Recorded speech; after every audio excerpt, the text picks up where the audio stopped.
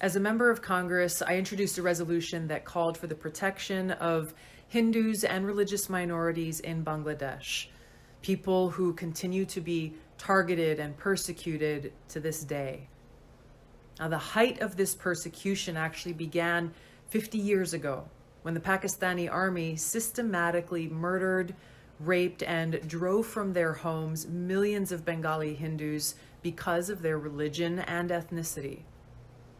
On March 25th, 1971, was the beginning of a systematic targeting of Hindus in Bangladesh by the Pakistani military.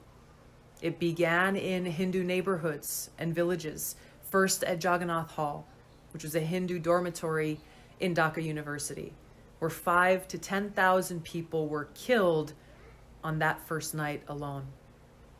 This genocidal campaign continued for 10 months, resulting in 2 to 3 million people killed, hundreds of thousands of women and girls raped, and more than 10 million forced to flee their homes. U.S. Senator Ted Kennedy went to visit the Bangladeshi refugees at that time and said, quote, "Nothing is more clear or more easily documented than the systematic campaign of terror and its genocidal consequences launched by the Pakistan Army on the night of March 25th. Hardest hit have been members of the Hindu community who have been robbed of their lands and shops, systematically slaughtered, and in some places, painted with yellow patches marked H." End of quote. Now, the Islamist, not to be confused with Islam, the Islamist persecution of Hindus and other religious minorities in Bangladesh didn't end with Bangladesh's independence. That campaign continues to this day with horrific targeted attacks, murders, homes being burned down, and families who continue to be forced to flee. In the early 1900s, Hindus made up roughly 33% of the Bangladesh population. Because of this persistent Islamist campaign targeting Hindus, just 8% of Bangladesh's population are Hindus today.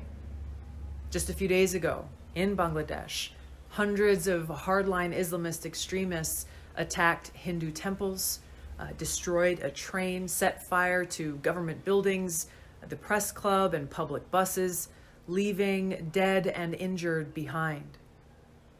Unfortunately, the Islamists' campaign of terror against Hindus, other religious minorities, secularists, atheists, and others in Bangladesh is not unique.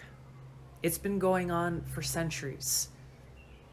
Prior to U.S. regime change wars in Iraq, Libya, and Syria, which either toppled or weakened secular authoritarian leaders who protected religious minorities from Islamist jihadists, there were 1.5 million Christians in Iraq and 2.2 million in Syria.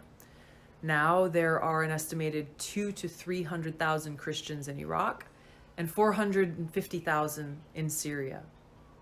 Afghanistan was a very multi-religious country which included Hindus, Buddhists, Zoroastrians, and more prior to the Islamist takeover.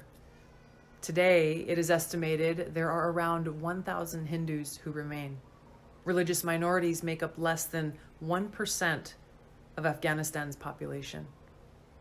Until the leaders of the United States and the world condemn and commit to defeating the Islamist exclusivist ideology, an ideology which holds that all non-Muslims and many so-called quote-unquote heretical Muslims need to be wiped from the face of the earth, enslaved, or at the very least kept as second-class citizens without the right to own land, worship openly, etc., like in Pakistan, the jihadist campaign of terror will continue throughout the world.